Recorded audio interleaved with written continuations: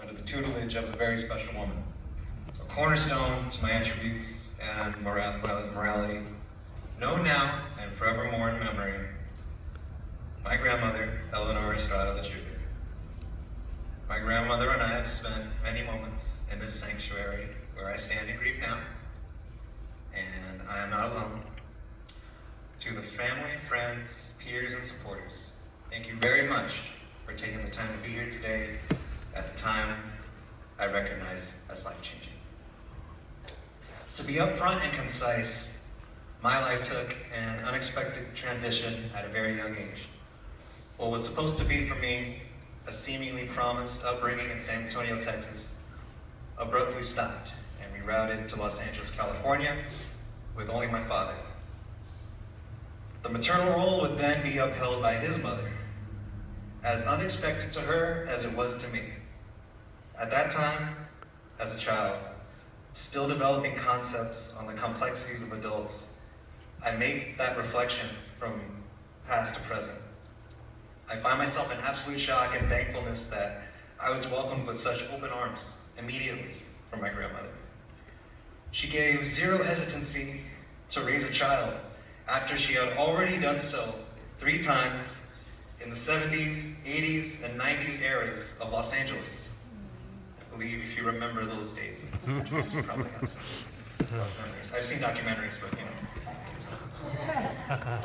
How could anyone be so willing to do it all over again? Day by day, I got to know her a little better, and I arrived at the answer. While others seek satisfaction in trophies, titles, certificates, status, and influence, my grandmother found solace in the pure joy in faith and family.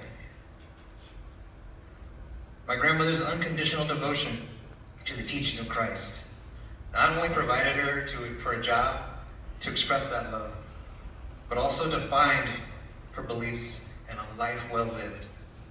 I know this to be sure, as evident whenever I apply her methods to my own and experience rejection of pride, anger, and envy. So out of respect to her, as well as the educators in attendance, I'd like to give you a lesson. A lesson in tranquility. So many seek and pay money for, by imparting these 3 habits to you for absolutely free. These habits being courtesy, humility, and gratitude. The first habit, courtesy. The simple and unreluctant notion to say, good morning, welcome home, nice to see you. Simple greetings to let someone know they're positively recognized, and even more so if you remember their name. I've come to learn in life, it's not about how smart you are, but how well you get along with others that will make great things happen. Courtesy will open the doors that pride cannot. Second habit, humility. To recognize that we are of equal value in the sight of the Lord, thus eliminating self-importance. I'll be the first one to tell you that I'm still working on this one. The determination to succeed is respectable, especially when one is working very, very hard for it. However, tomorrow's success isn't promised. Humble hearts get picked up faster than angry and envious hearts. So take responsibility for your actions and treat others the way you would like to be treated. Finally, a habit of gratitude. Eleanor and I were no strangers to the hard times, and I'm sure if you've been around family enough, long enough, in your personal and private lives, you're familiar with them too. Throughout finances, relationships, and health, no matter what negative things appeared or felt, at no point did my grandmother stop saying thank you for the simplest favors. In my grandmother's own special way, her thank you is what I consider her personal currency. And while I do recognize there's a layer of pride involved, I don't believe she felt that way at all, because sometimes a thank you was all that she had. So in the spirit of promoting these habits today, I would like to thank a few people here now. Luke and Everly, thank you for giving Grandma another experience to be a mom again. Her hearing you laugh and play reminded her that she fulfilled God's plan. Jose, thank you for being the man Grandma prayed for to guide her daughter into a loving family.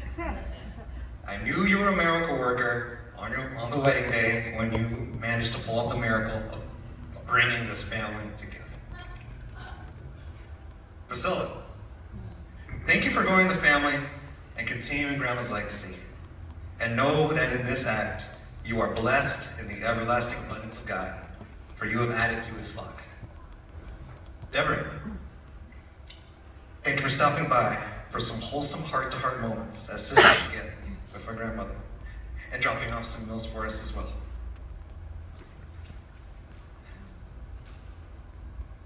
To Jenny and Jeanette, thank you for being amazing neighbors and friends to my grandmother. In addition to Deborah, with your food drop-offs during the lockdowns, please find the incoming blessings in your life now that Eleanor gives thanks from heaven. Miss Martinez and Miss Alceda, thank you for the years of trusted company to my grandmother during the time working alongside you. Your spiritual guidance kept her staying strong while you made sure I was fostering friendships at school. To my grandfather, Ralph Charles Lechuga, I would like to thank and recognize the degrees of distance that we mutually agreed to share.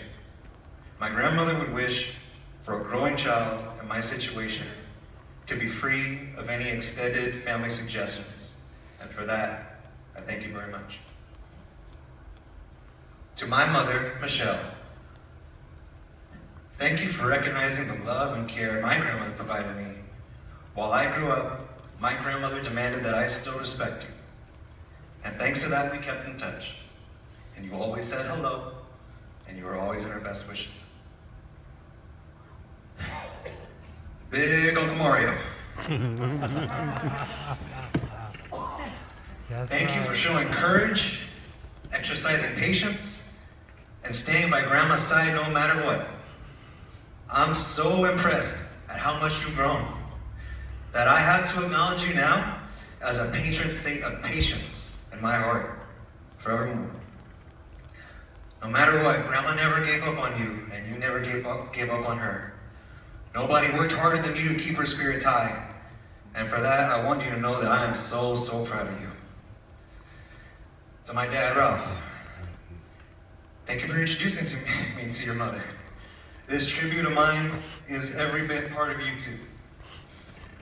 I never need a second guess if you're proud of me. I just know you are, thanks to the loving care your mom provided you.